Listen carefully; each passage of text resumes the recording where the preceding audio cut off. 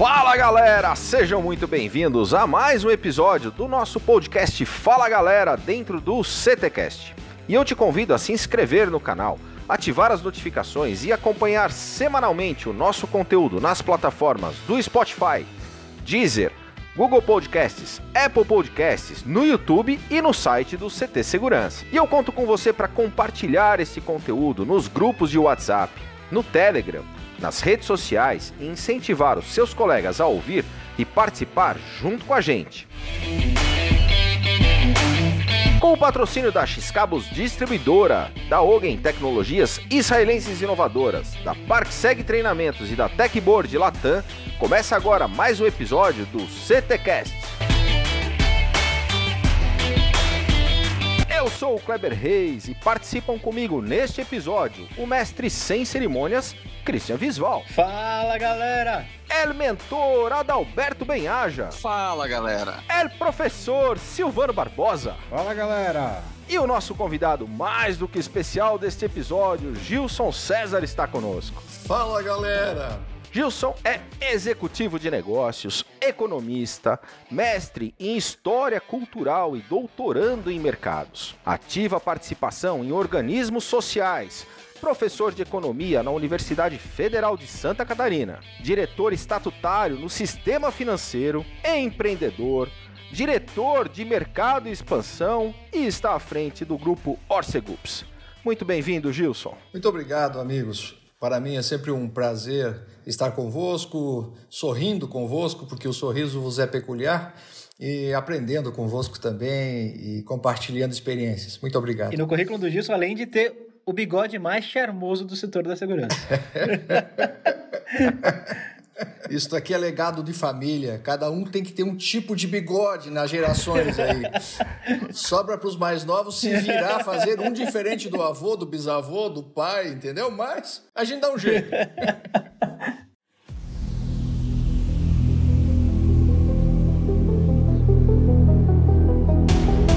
E o nosso tema de hoje será: se a vida te der um limão, troca de vida.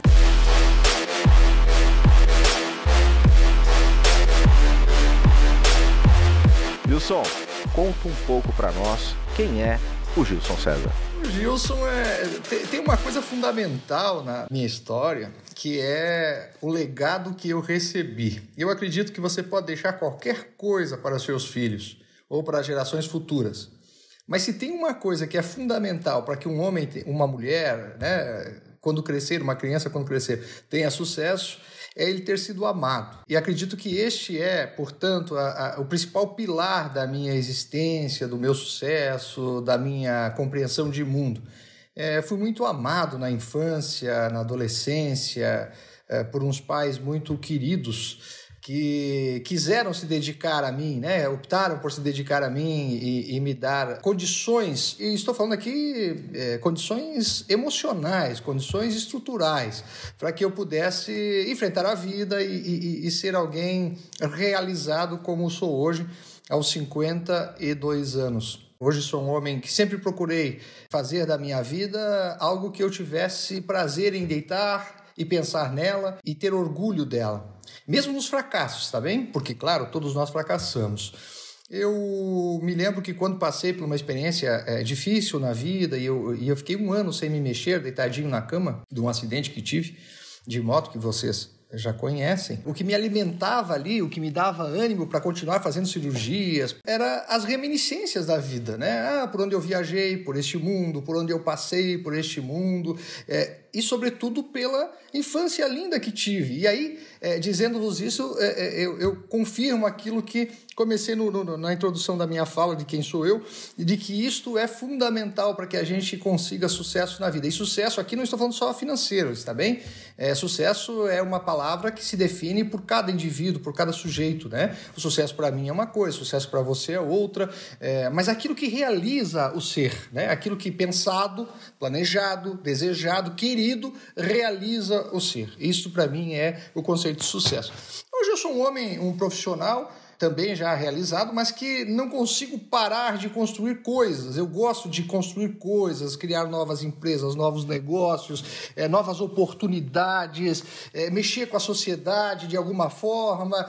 Esta é a alma inquieta que vive dentro de mim. Poderia ser atribulada e, por outro lado, ela é motor do meu movimento. Então, essa inquietude bem dosada, ela é producente. Mal dosada, ela é danosa, né? Aí você se torna inquieto demais, ansioso demais, né? Mas aí a velhice, né? A idade vai nos ensinando a controlar isto, a saber colocar cada coisa no seu lugar, etc. e tal, né? Então, essa é uma das coisas que me confortam.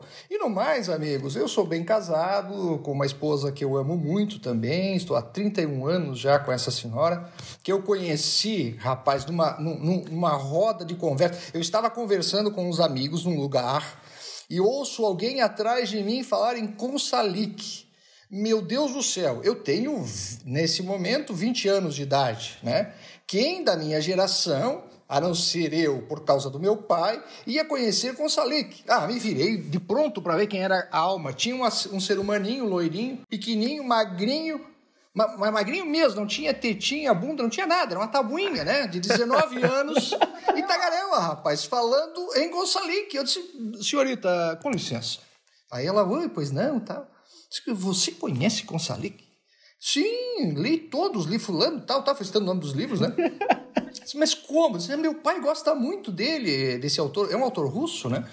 Mas vem cá, vamos conversar mais sobre isso. Eu estou lendo agora a história russa, naquele momento, né? Sobre a ótica de Leslie Arlen, um americano que escreve sobre os Borodins, a família dos czares, e é um olhar ocidental sobre os russos. Mas eu já tinha lido Consalic, e é um olhar deles sobre eles, né? E fazendo uma comparação. Você já leu?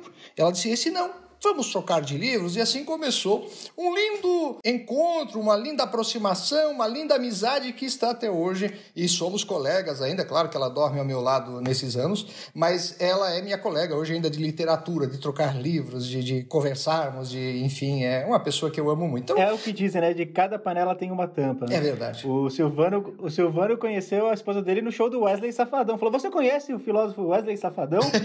E aí ela falou assim... Tá ótimo, né? O importante é termos alguma coisa em comum, né, Silvano? Olha, eu devo dizer que o teor alcoólico dos dois etílico devia estar muito alto se fosse esse o caso, tanto o meu como o dela, que a gente os dois gosta muito de rock, cara. Ele tinha dito pra mim que tinha sido numa assistência técnica num laboratório onde ele tinha acabado de queimar um determinado equipamento e aí puxou assunto com ela. Histórias do Silvano. Mas não é sobre mim o podcast hoje, tudo bem. Mas, Silvano, eu sou solidário a ti, porque não importa como aconteceu, importa é que aconteceu, e se tu estás feliz com ela, maravilhoso, maravilhoso, né? Gilson, você coloca no momento das dificuldades o quanto olhou para o que já tinha vivido e falou também das coisas que te movem de construir, etc e tal. Como um líder, como um gestor, como um cara que constrói coisas, como o Kleber disse, um cara admirado dentro do nosso segmento, qual é o valor do que o que a gente já viveu e qual é a forma que a gente tem que encarar os legados que nós temos para que a gente consiga construir um futuro melhor, não só para nós, para a sociedade que a gente está, para as pessoas das empresas que a gente comanda. Como o Gilson faz isso? Usar o que viveu para construir um amanhã melhor. Para mim, eu não sou antropocentrista, né, no termo científico, assim, mas eu gosto de animais, gosto da natureza, gosto de árvores, etc. Mas na relação de trabalho, eu trabalho com gente, né? Então, nada na minha visão humana pode preceder ou não respeitar o humano que está perto de mim. Se eu construir qualquer coisa como líder, né? Como investidor, como empreendedor, o que for, pensando em ganhar dinheiro, é vazio na minha cabeça. Agora, se eu pensar aquele conceito de empresa válida, as empresas que nós estudamos, os que são mais velhos estudaram, sob a ótica pura do capital, era uma empresa que nós íamos colocar dinheiro e nos daria dinheiro, mais dinheiro, né? As empresas válidas, o conceito de empresa válida, não. É uma empresa que foi posta no mercado para servir. O objetivo dela é servir.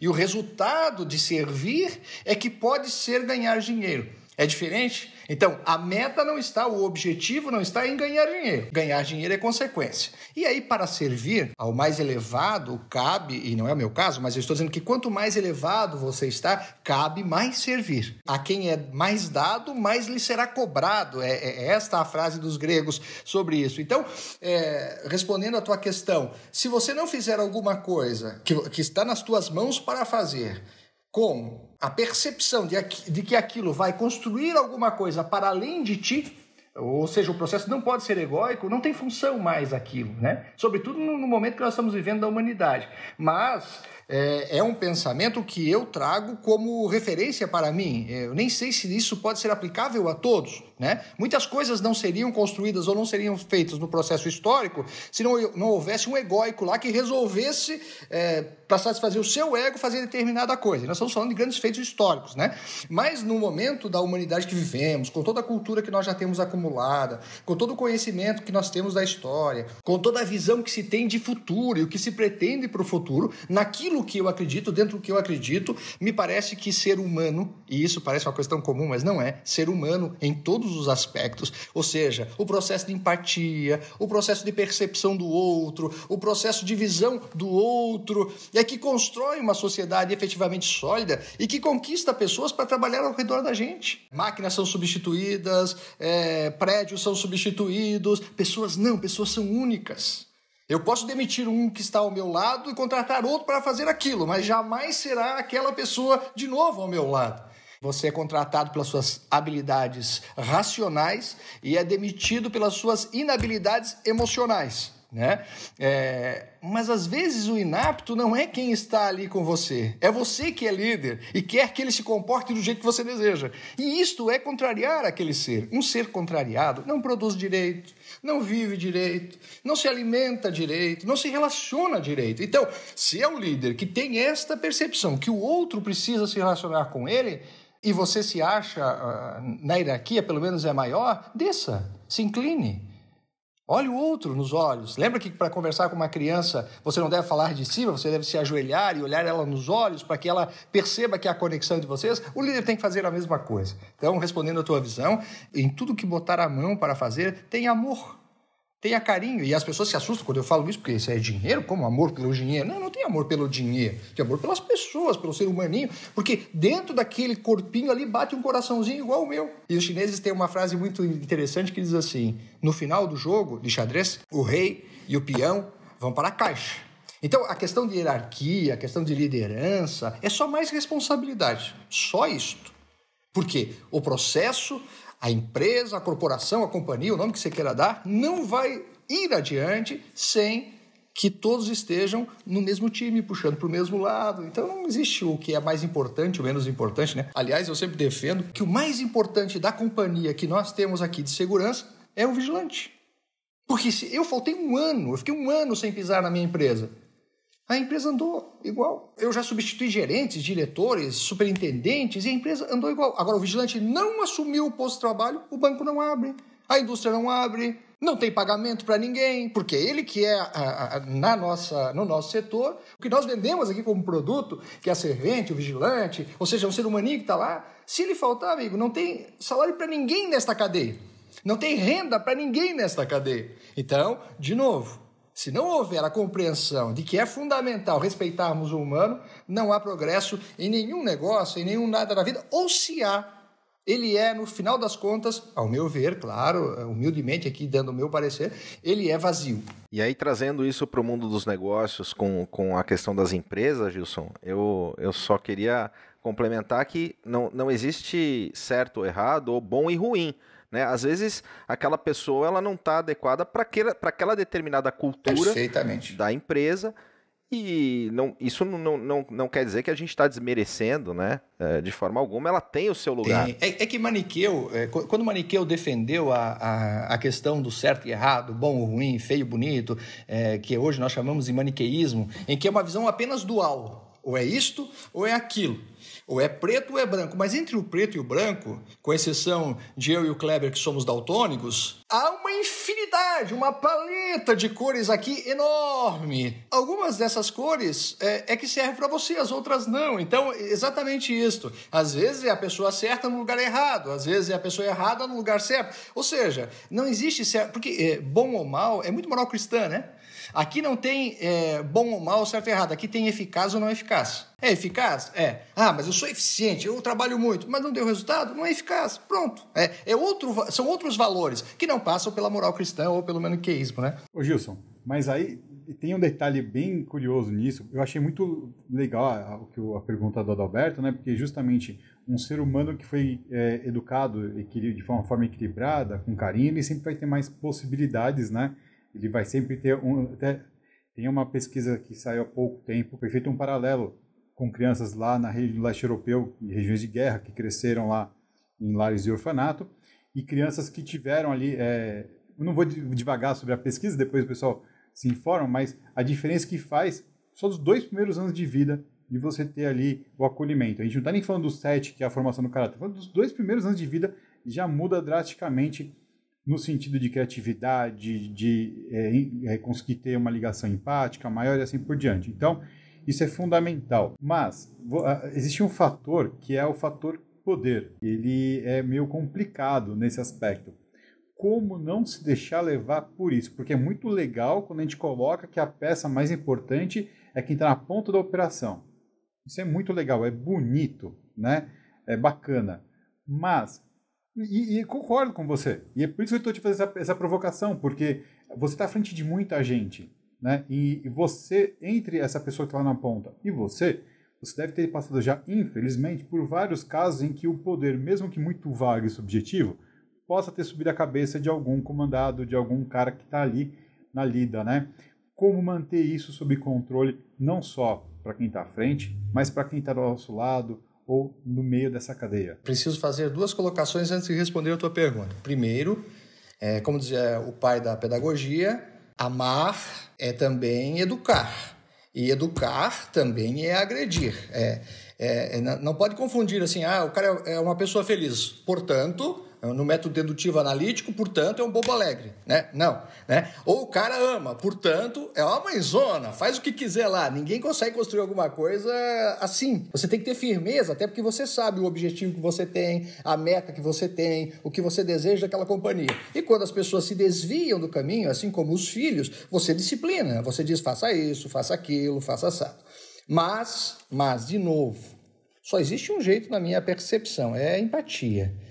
Eu não consigo ver um líder hoje, né? Porque nós estamos falando de líderes, né? Se fosse falar de chefe, o meu pai foi chefe.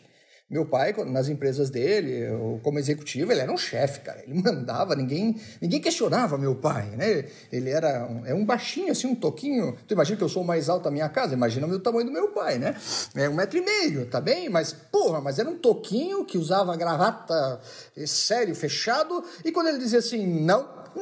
Ninguém dizia assim, mas talvez isso não havia. Então, aquela geração ali foram gerações de chefes e tiveram sucesso, tá bem? E vou lhe dizer mais, ele era amado, embora que o amado era um amado um pouco diferente, né? Aí vamos lá para Maquiavel. Mas quem trata bem desse assunto é Foucault, quando ele fala ali na microfísica do poder, quando ele fala das relações de poder, que ele diz que cada um vai tendo o seu pequeno poder, né? Até a menina que tem a vassoura, no exemplo que ele dá, também tem poder, porque ali, quando ela varreu, ninguém entra, ninguém sai, porque ela limpou aquele cômodo, aquela coisa da casa. Claro. Dê poder a um homem e tu verás do que ele é feito, né? O poder e o dinheiro são 2 coisas e andam muito juntas. Mas eu, de novo, pensando aqui com vocês, nós temos uma academia na UrSegubs e tenho procurado ensinar, além do exemplo, no processo de empatia, de percepção do outro, de ver como o outro se comporta, nós podemos produzir melhor com ele. Então, se eu não consigo trabalhar pela via filosófica, sobre o amor, eu trabalho pela via do resultado, né? Então, eu começo a trabalhar na cabecinha dele, você quer que sua equipe lhe siga? Você quer que sua equipe realmente lhe respeite? Porque, hoje em dia, o que é respeitado? Eu posso dar o título que eu quiser aqui. Por exemplo, eu tenho aqui na companhia os superintendentes. Eles realmente são os superintendentes, eles que mandam na companhia. Aí eles perguntam o seguinte, se eu pegar qualquer um hoje aqui e colocar como superintendente, ele dura bastante? Depende. Se ele tiver conhecimento, ele dura. Se ele não tiver conhecimento, hoje, com a liberdade que as pessoas têm de ler, de entender, a não ser que eu o banque, ou o líder o banque. Mas o líder não quer bancar alguém que vai destruir a sua companhia. Então, não é lógico que um acionista ou alguém vá bancar alguém que vai destruir a sua companhia. Ele, hoje, nas relações onde a informação é muito aberta, precisa, distribuída a todos, você vai lhe dar um Google, né? Hoje é o que nós usamos a expressão, e você conhece as coisas, se alimenta das coisas, se informa das coisas, sem conhecimento, amigo, acredito que não dura muito tempo. Mas sim, eu tenho várias experiências assim, de exercício de poder, pelo gozo, né? Vamos usar Foucault de novo, pelo gozo de que eu mando em alguém, que esse cara tem que fazer o que eu mando, mas é uma coisa tão arcaica na minha percepção, que já não cabe mais para grandes organizações. Talvez numa pequena organização familiar. E, de novo, como disse o Kleber, não é certo nem errado.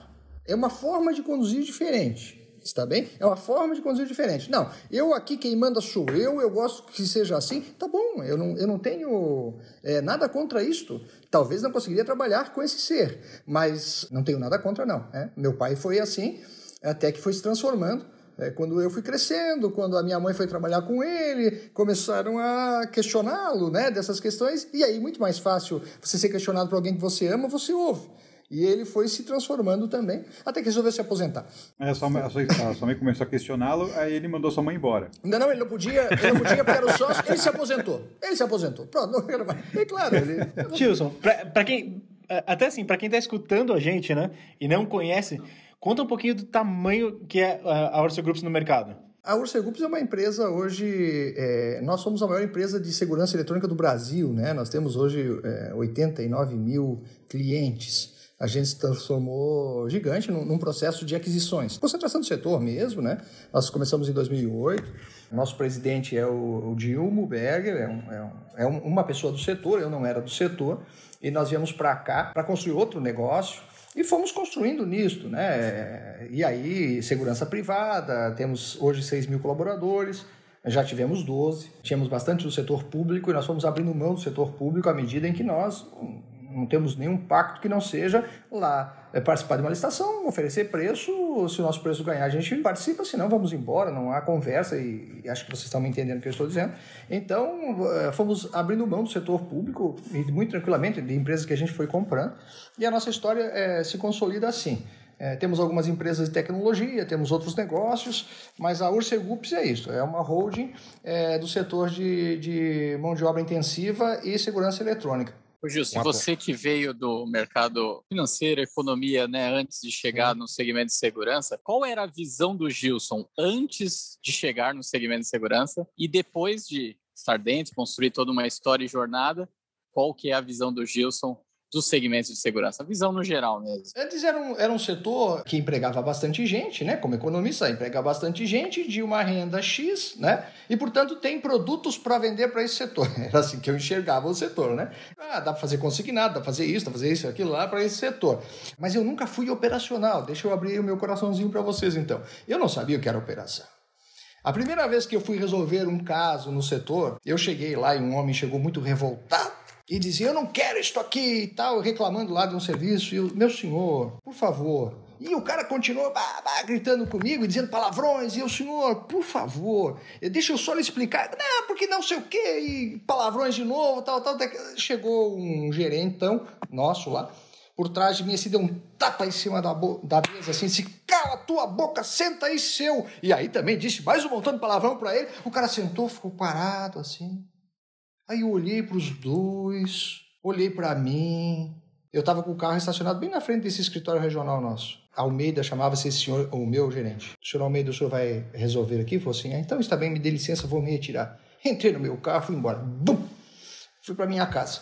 Sentei na minha casa, sentei lá na minha biblioteca, Ficava pensando onde é que eu fui amarrar meu bode. Eu sou inapto, eu sou incompetente. Eu me sentia assim, um verdadeiro incompetente. E de fato era incompetente. Aí minha esposa veio falar comigo, a Ellen, querida, se tu tá tristonho, o que tu tens? Mas Ellen, eu sou um incompetente com a mesma gravidade que eu trato de fazer um grande movimento financeiro, eu penso em trocar uma janela. Trocar uma janela é simples, é arrancar os parafusos e botar outros parafusos. Fazer um movimento financeiro envolve um pouquinho mais de complexidade. E eu estou tratando com a mesma grandeza na minha cabeça. Eu preciso, ou eu me readequo, ou eu sou incompetente.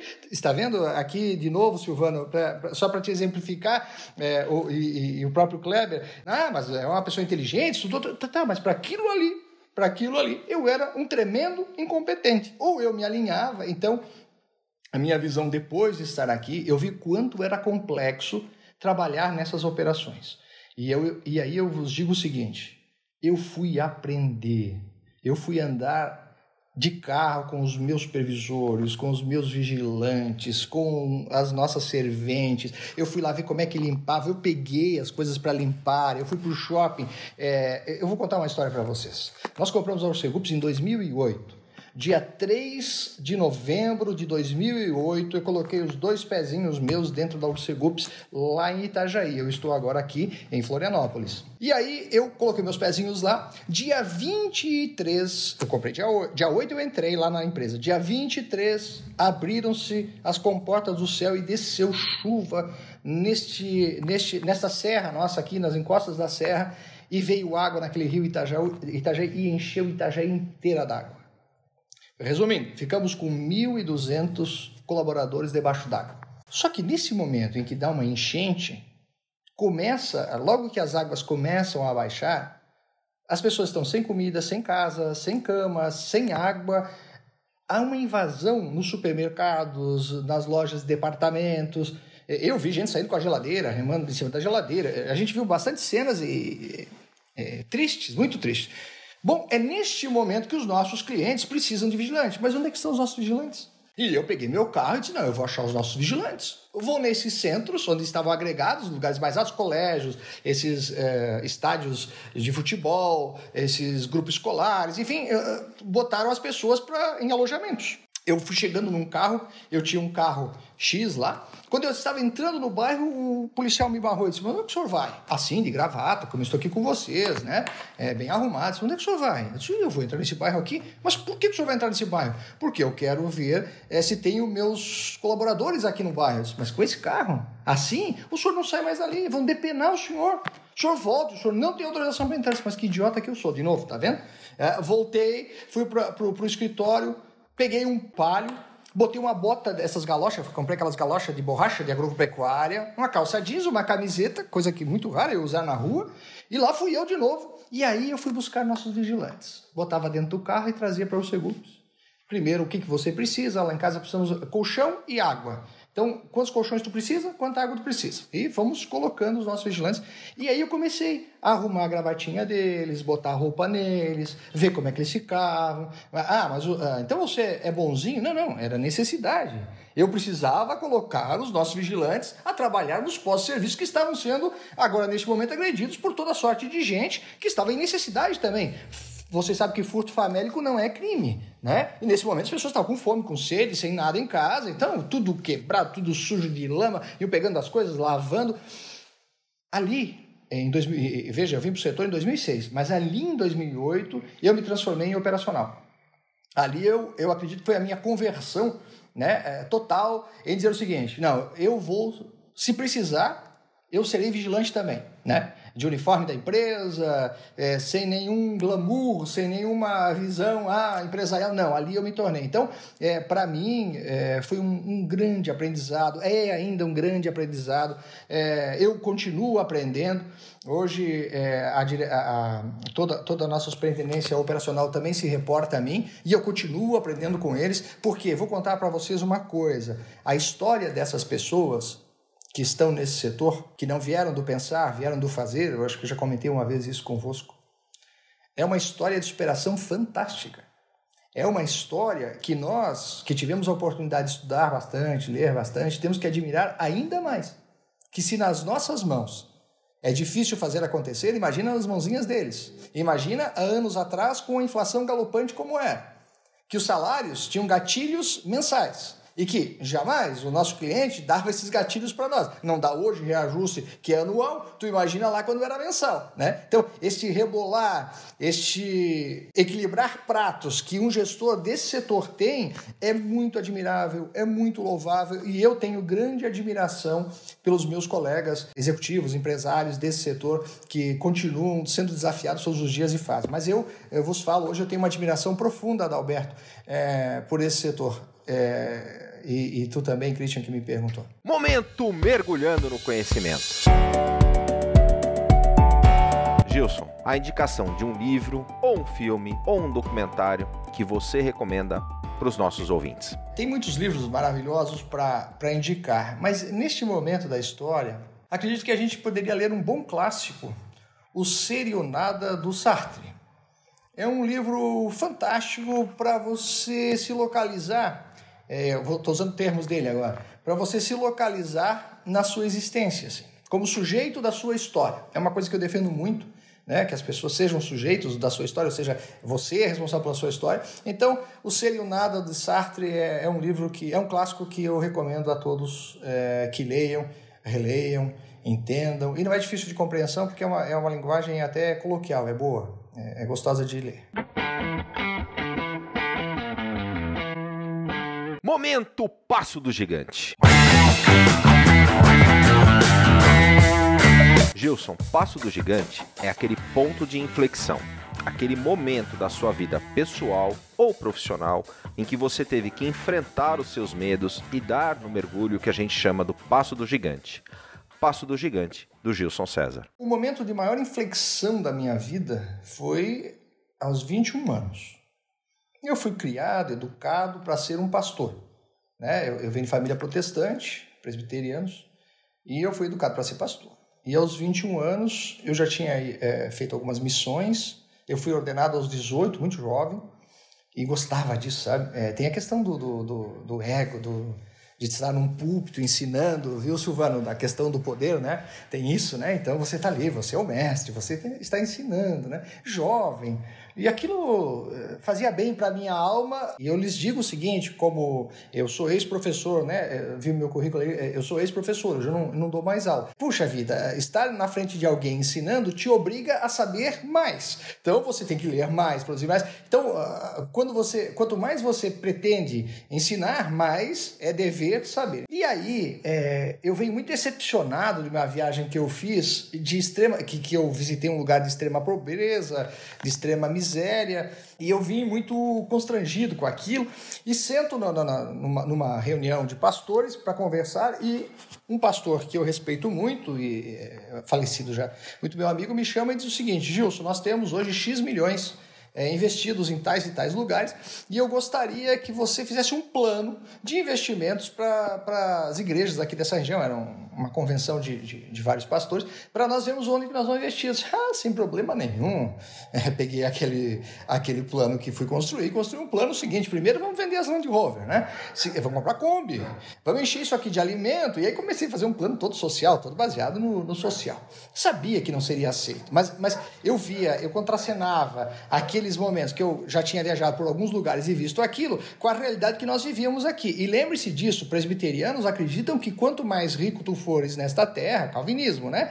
Mais significa que você é abençoado por Deus. Portanto, para nós, ao contrário do catolicismo, que tinha uma função de ser, né? De dizer que o reino dos céus é dos pobres, e não é, né? É dos humildes. E pobreza e humildade são coisas muito distintas, né? Mas para nós, não. Para nós, o reino do céu é de quem prospera, porque quem prospera aqui é abençoado, né? E etc e tal. E aí, eu propus o plano, e claro que não foi aceito. E quando o plano não foi aceito, eu já tinha uma carta escrita no meu bolso, e a tirei, e pedi então o meu desligamento da igreja, saí do ministério e fui ser professor de universidade. Este foi o momento, porque dado por aquilo que eu fui criado, dado por aquilo que eu fui ensinado a ser, e que eu achei que eu seria a vida inteira, né? Um pastor de ovelhas, cuidando das ovelhinhas, pregando o evangelho, bem isso, tá, pessoal? Pregando o evangelho, ensinando como viver melhor cada dia, etc. e tal. Eu jogo tudo fora Não tenho mais aquilo e eu senti um vazio, vocês não têm ideia, porque eu senti falta de duas coisas profundas nesse momento. Primeiro, do objetivo da vida, que é decepado naquele momento, por mim, né, claro, e o vazio da paternidade divina. Porque quando eu rompo com a igreja, eu não rompi ainda com a espiritualidade, mas tinha que dar um basta até para me desintoxicar daquilo que era, o que é verdade de fato, né? Então eu também rompo com o cristianismo, com a questão espiritual. E aí, meus amigos, eu senti uma falta, eu me senti órfão, uma falta de paternidade. Eu fiquei tão mal, eu comecei a escrever, produzir. Escrever, porque daí dos 21 até os 29 eu viajei pela América Latina pregando o que eu achava que era verdade. Aos 29 eu resolvi que, mas você é jovem, quer mudar o mundo, querido, te recolhe a tua insignificância, eu falando pra mim, né? Te recolhe a tua insignificância, se você puder influenciar a pessoinha que tá do teu lado, tá ótimo, né? Você já é um grande cara, né? E aí foi o que eu fiz com a minha vida aos 29 anos, que eu fui me dedicar só à academia. Mas voltando aqui, aquilo me fez tão mal que eu acabei tendo um derrame aos 21 anos de idade. Fiquei com o lado esquerdo todo paralisado, 45 dias internado num hospital aqui em Florianópolis, chamado Hospital de Caridade. E ali foi muito visceral, eu tive que rever todos os meus conceitos, toda a ideologia posta, todas as críticas que eu tinha, eu mesmo construído, né? E realinhar a condução da minha vida doravante. Eu acredito que quando a gente chega num ponto de inflexão deste, e aí de novo Sartre, você é sujeito da sua história, você é que escolhe a sua história. É você responsável pelo que acontece na sua história. Hoje de manhã, recebi uma ligação de uma pessoa da minha família reclamando de uma questão lá. E é a segunda vez que ela reclama isso para mim. Mas eu sei que ela reclama disso sempre. E quando ela estava reclamando para mim, ela tá saindo da adolescência agora. Eu fiquei perguntando para mim, será que ela quer só reclamar ou ela quer resolver o problema? Aí vem a nossa mente pragmática, né? Porque aí perguntei isso a ela, escuta, fulana, você está ligando para mim para reclamar? Ou você quer realmente resolver esse problema? Porque se você quiser só reclamar, o tio paga um psicólogo para ti, legal, você vai lá, frequenta, um ano de terapia e tranquilo. Agora, se tu queres falar para mim, para resolver o problema, vem aqui com o tio, agora já falei quem é, né? Vem aqui com o tio, senta aqui, o tio vai dizer, tu vai fazer assim, assim, assim, assado, ou o tio vai lá contigo e faz. Mas pelo amor de Deus, não alimente isso em ti, porque se tornou companheiro. Tem gente que faz companheiro da vida as suas agruras, as suas dores, as suas desilusões, os seus medos.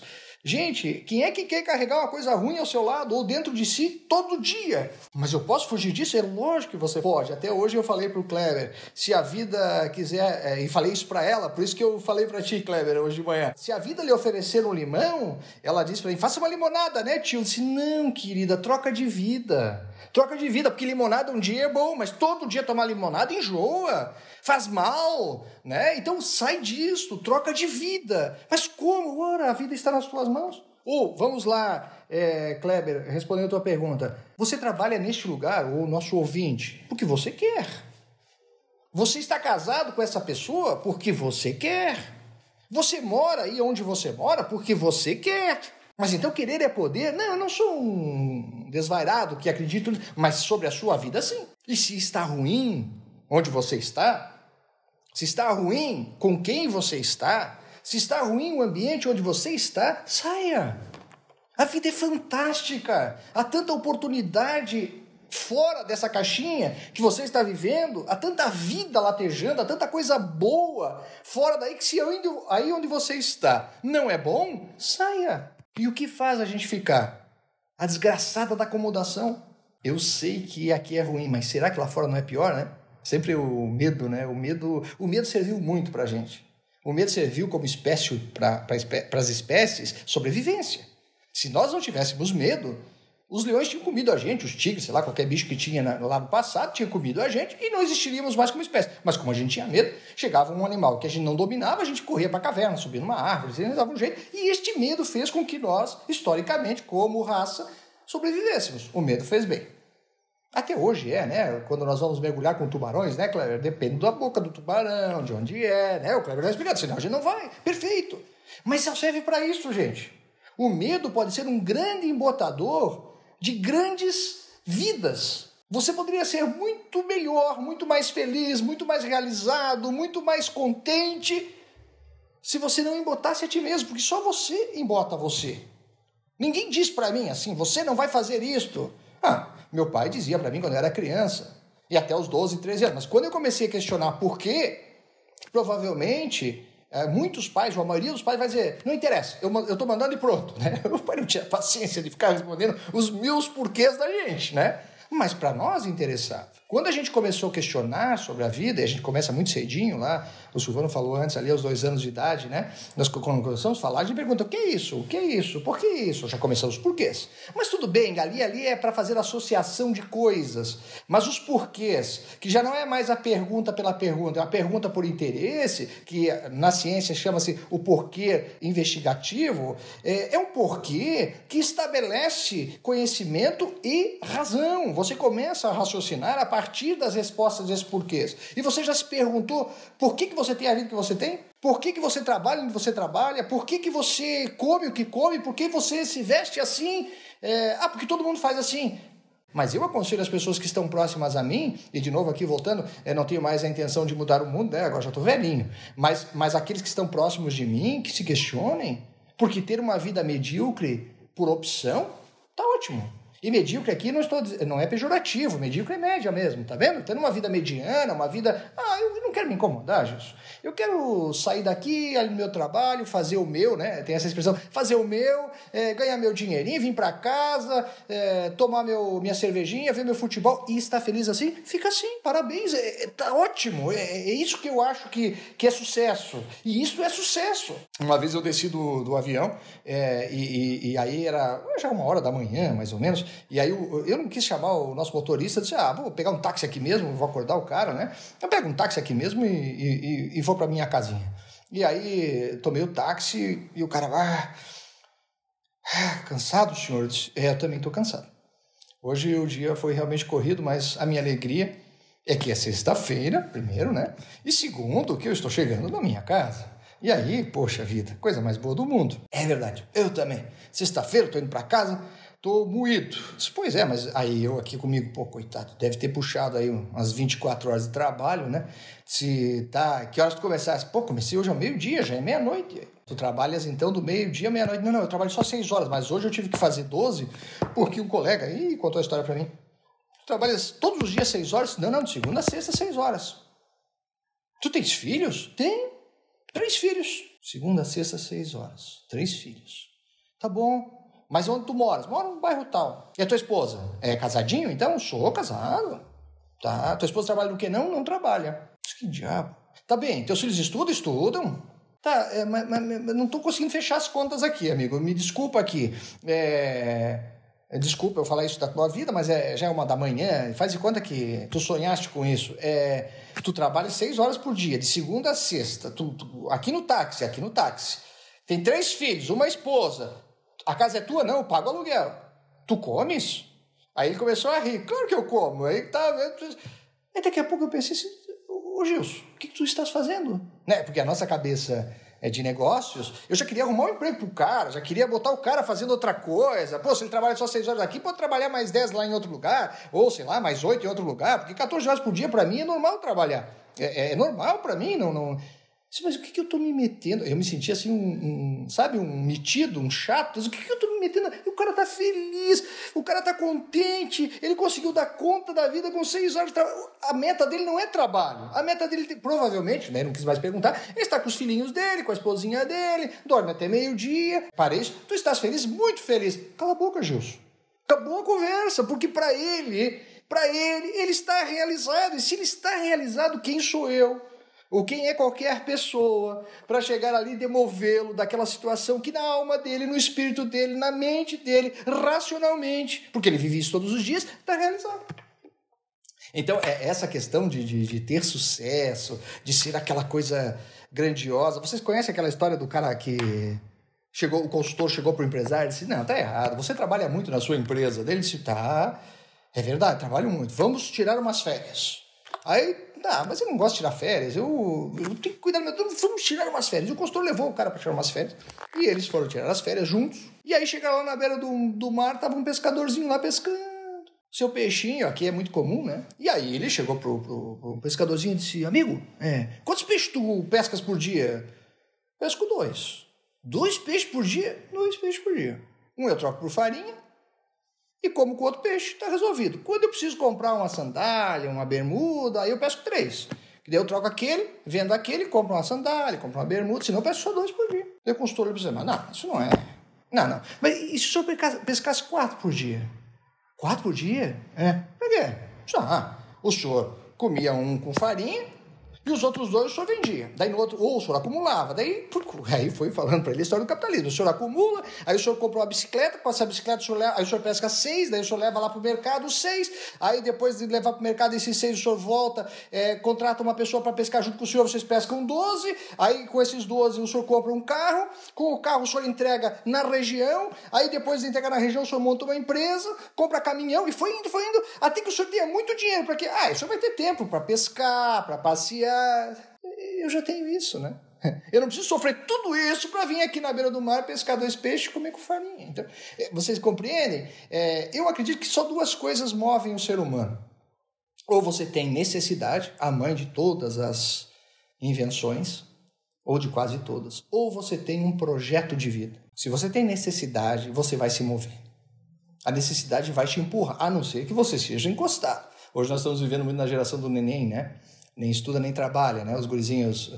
Eu vi uma charge muito interessante que o pai empurrando o carrinho... O pai e a mãe, um paizinho já velhinho, senhor, já de uns 80 anos, a mãe um pouquinho mais nova, tudo branquinho, empurrando um carrinho de bebê com um cara dentro. Vocês viram essa charge essa semana? Empurrando um cara lá dos 30, quase 30 anos, dizendo, pai, meu filho, por que você está tão preocupado, né? Eu nunca te vi preocupado. Dizendo, a educação no Brasil tá uma porcaria.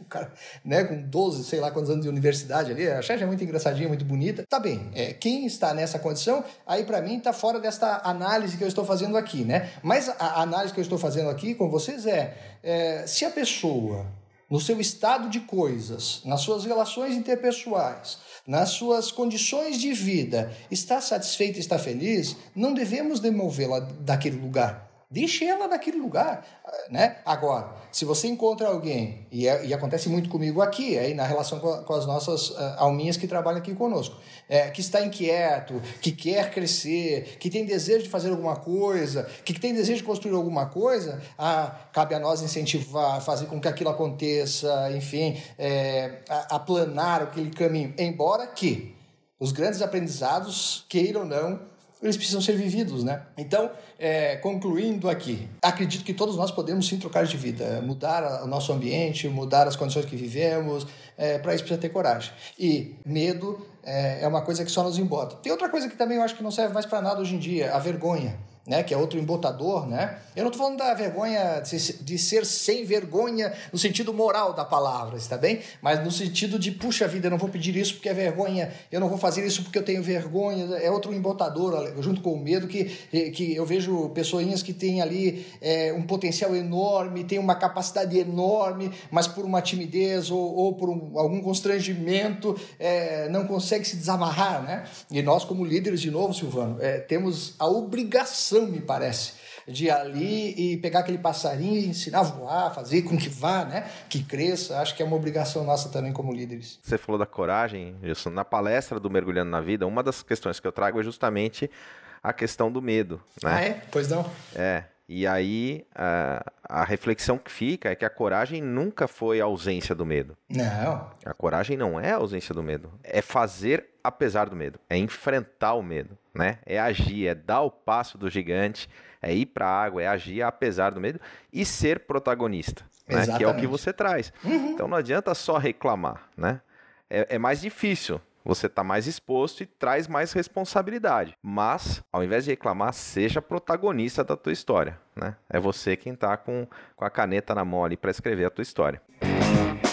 Momento mergulhando de cabeça. Gilson, quando a gente fala que a gente vai mergulhar de cabeça, é que a gente vai fazer de verdade, com todas as nossas energias. Pode ser um projeto pessoal, um hobby, fora do trabalho. No que o Gilson mergulha de cabeça? Sempre foi viajar, né? Eu mergulhava de cabeça em viajar. O que me atraía mais nas viagens é olhar com o olhar daquela pessoa que mora naquele lugar, é perceber como aquelas pessoas percebem o mundo, a história, as coisas, o que para elas tem valor, o que para elas representa algo importante, né? Então, mergulhar de cabeça sempre foi viajar com um olhar analítico. Eu amo o ser humano, assim, o ser humano para mim é algo fantástico demais. Então, mergulhar no conhecimento humano, mergulhar na percepção humana e não só acadêmica, está bem? Eu fui criado, eu disse para vocês, com muito amor, mas muito protegido. Então, até os 18 anos, eu tinha viajado, sempre viajei com meus pais e tal, mas eram viagens muito guiadas, né? Viagens com motorista, eu era cuidado, eu não conseguia experimentar de fato o que as pessoas viviam naqueles lugares. E aí, quando eu comecei a viajar sozinho, depois dos 18 anos, fora, né? Eu comecei a ser parte daquela família, daquele lugar. Eu ficava efetivamente lá, não um mala enchendo o saco das pessoas, né? Mas eu ia lá e dizia, por exemplo, tô ali num lugar e dizia, vem ali o maître e me serve e disse, tá, essa comida que nós estamos comendo aqui, que é típica da região, você come na sua casa? Não, na minha casa é um pouco diferente. Eu poderia comer na sua casa? Eu lhe pagaria o mesmo preço do jantar de aqui, mas eu queria comer na sua casa. A pessoa fica meio estranha assim, então vamos fazer uma festa lá em casa, tu quer ver eles aqui nas regiões assim mais latinas, né? Então vou fazer uma festa lá em casa, beleza, a cerveja por minha conta, qualquer coisa assim, quando eu tinha grana, quando eu não tinha, eu também dizia, não tenho grana, mas o que eu podia fazer? Eu cozinho, eu lavo o prato, eu limpo a sua casa, só para experienciar como aquelas famílias se relacionaram. Então, uma coisa que eu mergulho profundamente é no conhecimento humano. Eu tenho uma verdadeira admiração por conhecer o outro ser, por aprender. Eu acho que o que eu mais gosto na vida, e vou morrer ciente, já estou ciente, vou morrer ciente de que eu aprendi muito pouco de tudo aquilo que eu desejaria aprender na vida. Então, esse é o meu maior mergulho. Gilson, na sua história de empreendedor, início de carreira, você passou por uma falência, uma quebra de um primeiro negócio, né? Conta pra gente quais ensinamentos você tirou e se você, hoje, até como visão de negócio, você fala, eu sei onde eu errei. Sei onde eu errei, sim. Eu, quando saí do pastorado, eu disse, eu vou ter que construir uma vida diferente para mim. A primeira coisa que eu optei foi ser professor, era uma coisa natural, já tinha formação, já tinha conhecimento científico, já tinha feito mestrado, já estava fazendo doutorado nessa época, disse, fui lá, comecei como professor substituto, depois fiz um concurso, né, normal, e me tornei professor. Mas aí lá na academia, começaram a vir pessoas na universidade pedir consultoria. Eu queria consultoria para isso, como é que eu posso melhorar minha empresa, né? Eu disse, mas tá aí uma grande oportunidade de eu me tornar empreendedor. E montei um escritório e comecei a dar consultoria. E aquilo foi crescendo, o Christian foi crescendo, isso eu tinha 25, 26, 27, aquilo foi lindo, maravilhoso. Ganhei bastante dinheirinho aí. E aí, o que eu me especializei? Em trazer dinheiro de fora para emprestar no Brasil. O juros do Brasil muito alto. O câmbio, sim, é estável, mas eu fazia com seguro, com hedge lá fora. E aí comecei a trazer fundos para investir no Brasil. Nas indústrias aqui de Santa Catarina primeiro, depois abri escritório em São Paulo. E fui crescendo e ganhei bastante dinheirinho com isso. A minha esposa, linda, amada, que eu gosto tanto, resolveu abrir uma outra empresa. E ela me convidou para ser sócio. O convite de uma esposa, Silvano, Não é meu convite. Não é meu convite. Quase que uma intimação. Querida, amada minha. Não, ela sempre foi muito educada comigo, mas eu vi que ela queria muito aquilo. E aí eu disse, não, por que não, né? E fomos lá e montamos uma empresa. E ela começou a ter clientes dela, que ela tinha lá relacionamentos, mas depois ela começou a vir buscar clientes no meu negócio. Que eram as indústrias grandes, que eram clientes maiores, com mais... E foi bem, tudo bem. Até que ela resolveu fornecer para o Estado.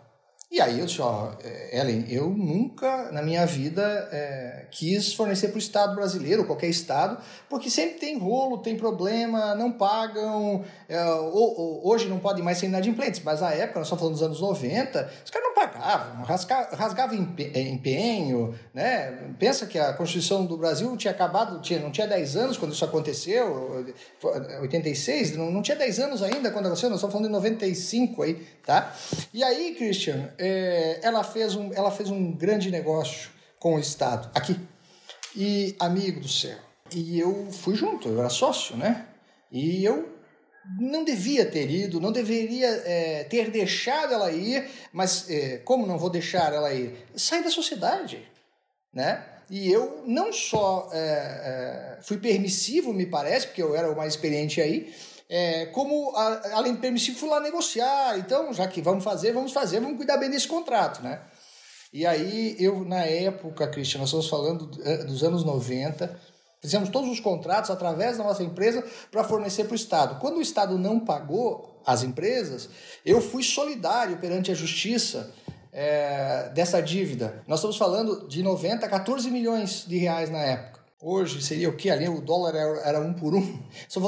Vamos falar de 10 milhões de dólares, nós estamos falando de hoje quase 60 milhões de reais. Pensa eu com 25 anos, com uma dívida desse tamanho nas costas, e primeira coisa que fizeram, bloquearam meus bens todos, bloquearam tudo, conta, e eu fiquei com 200 colaboradores que eu tinha, né?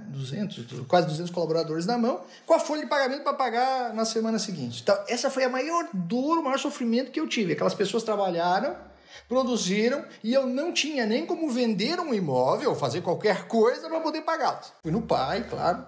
Isso dói muito, tá, Cristiano? No orgulho da juventude, de querer superar o pai que teve muito sucesso, né? Tem essa questão, respeita meu amor, meu ídolo, mas eu queria mostrar para ele, né, a minha capacidade de produzir. Fui no meu pai e disse: pai, olha, preciso de um dinheiro emprestado para pagar a folha, aconteceu assim, pai, eu sei que ele ficou mal, aí tu desequilibra a família. Minha família é enorme, eu, o pai, a mãe e a Ellen, entende? E o pai dela e a mãe dela e o irmão dela, acabou. Minha família tem uma mesa de 8 cadeiras, é grande para nossa família, nós somos em 7, né, uma coisa muito pequenininha. E aí aquilo foi ruim, Christian, e eu peguei meu carro, eu tinha uma reunião lá em Curitiba. E foi um dia, assim, arrasador para mim. Foi um período, né, muito arrasador. E ali, todos meus ganhos, todos meus bens, tudo... Claro, depois eu recebi tudo de volta, só para vocês não ficarem com pena de mim. Eu provei que a dívida não era minha, era do Estado. Esse processo durou uns 8 anos, mas à medida que os juízes iam liberando, eu já ia reavendo os meus... Nunca saíram de mim, mas iam liberando minhas contas, iam liberando meus imóveis, meus bens, etc e tal. Não, um transtorno enorme, né? Mas a empresa realmente faliu. Eu paguei, não podia pagar rescisão para ninguém, não tinha dinheiro, reuni os 200 numa sala, e isso é uma experiência, Christian, muito difícil de passar, né? Eu tenho orgulho de dizer que aqui na Orcegups nós nunca atrasamos um dia de salário dos nossos colaboradores. Apesar de toda a crise, de toda a inadimplência, de tudo que aconteceu longo desses anos, a gente nunca atrasou. Mas é muito difícil tu veres aquelas pessoas que dependem daquilo ali, é o salário delas, é o que elas ganham por mês para viver, elas têm compromisso, e tu trabalharam o mês inteiro para ti ou para a organização que tu comandas, e tu chega naquele dia e diz assim: olha, eu não tenho dinheiro para pagar você. É uma coisa terrível no coração do empresário que tem a consciência, né? E todos nós temos, imagina. E aí, Cristiano, eu peguei o carro e fui para Curitiba e me deu um desespero na alma profundo. E eu digo sempre em palestras, em ensinamentos, em aulas que eu dou, tem pouquíssimas coisas na vida que me tiram a paz, de verdade, que me atribulam a alma de verdade. Pouquíssimas, 5 ou 6 coisinhas, e o restante tudo são coisas da existência, da vida, que se nós nos preocuparmos muito, ou não nos preocuparmos nada, não fará diferença alguma. É melhor nós sermos práticos e resolvermos, sem sentirmos, entende? Porque, e isto é uma couraça. Não, se você vai criando um ambiente dentro de ti para que você resolva as coisas dessa forma. Porque a maioria das coisas, gente, alguém já passou, já viveu, já resolveu, e nós temos que aprender a saber passar por essas coisas e resolver também sem turbulências no nosso coraçãozinho, sem turbulências na alma. Mas esta me causou uma turbulência terrível, porque ali parece que acabado tudo.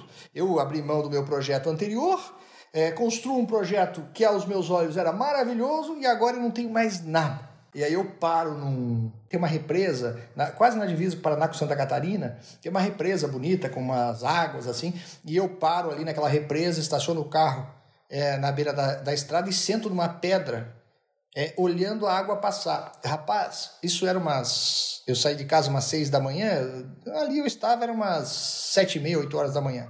E eu acordei desse torpor, era final de tarde. Eu não me lembro do que eu fiz ali, porque eu não fiz absolutamente nada. Claro, não posso lembrar do que eu fiz, porque eu não fiz nada. Mas eu fiquei sentado naquela pedra, num torpor emocional, sabe? Quando tu tá anestesiado emocionalmente, e pensando assim, o que é que eu vou fazer agora? foi talvez um dos momentos mais desesperadores da minha alma, porque eu estava completamente só. E se sentir só, Christian, é talvez o maior desafio da gente. Aí eu me lembro que eu parei assim, sentado na pedra, olhando para o rio passando ali, uma represa mais parada, a água, mas se movimentando. Aí eu olhei para as minhas mãos e pensei, foram estas mãos aqui que construíram tudo que eu já construí. Caramba! Porque naquele momento eu não sabia se ia reaver as coisas ou não, né? Se eu perder tudo, mesmo que eu não deva isso, mas se eu perder tudo, eu vou construir tudo de novo. Me deu um vigor, uma energia, uma autossugestão naquele momento. Eu me levantei, rapaz. Daí que eu lembrei, puxa vida, não fui pra reunião, não fiz nada, cara, porque eu fiquei parado, sentado naquela pedra, não comi, não fiz nada. Entrei no meu Fusca e fui pra Curitiba. E fui lá pra reunião e dali eu comecei a reconstruir. Com a minha empresa de consultoria normal, comecei a reconstruir, chamar os empresários que eu tinha, os amigos, e olha aqui, vamos trabalhar, continuar os negócios, porque eu tinha ficado uns 3 meses anestesiado, eu não conseguia mais, eu não sabia para que lado ia, sabe, para vender, então eu fiquei ali. De janeiro até março, abril, eu fiquei travado. E em abril, nesse dia fatídico, eu me levantei de novo, e aí reconstruí tudo de novo. Daí, depois de anos, eu comecei a receber de volta, fui inocentado, foi descoberto daí uma série de coisas, eu mesmo denunciei, enfim, estamos aqui onde estamos. Mas onde eu errei, Christian, tem coisas que não são para a gente, que o nosso estômago não digere, associações que a gente não condizem com a nossa moral, com os nossos valores, a gente não deve compactuar, a gente deve se retirar antes, porque depois vai ter choque, porque depois vai ter enfrentamentos, e alguns não têm cura. Aquela pessoa vai agir sempre assim, são os valores dela, e tudo bem ela ter aqueles valores, só eu não consigo compartilhar com eles. Então, se uma das grandes lições da minha vida é, vamos fornecer para o setor público? Não. Tanto que a Orcegup se retirou de todo o setor público. Ah, vocês têm contrato público? Temos contrato público. Nós fomos lá, participamos, eu não apareço, ninguém de nós aparece, não chame para conversar, a gente não vai, saímos da licitação, não quero saber, porque não compactuamos com isso. Entende? Valores que nós fomos educados, e cada um tem os seus. Eu não estou julgando o valor de ninguém, mas para mim, para o meu ambiente, para o meu estômago, então eu sou um leão para resistir coisas. Eu sempre fui muito valente, muito destemido, eu sou até demais, tanto que eu me arrebentei todo de moto. É que se fosse um pouquinho menos destemido, eu não teria me quebrado. Acredito eu. Outra crítica grande que eu tenho a mim aqui.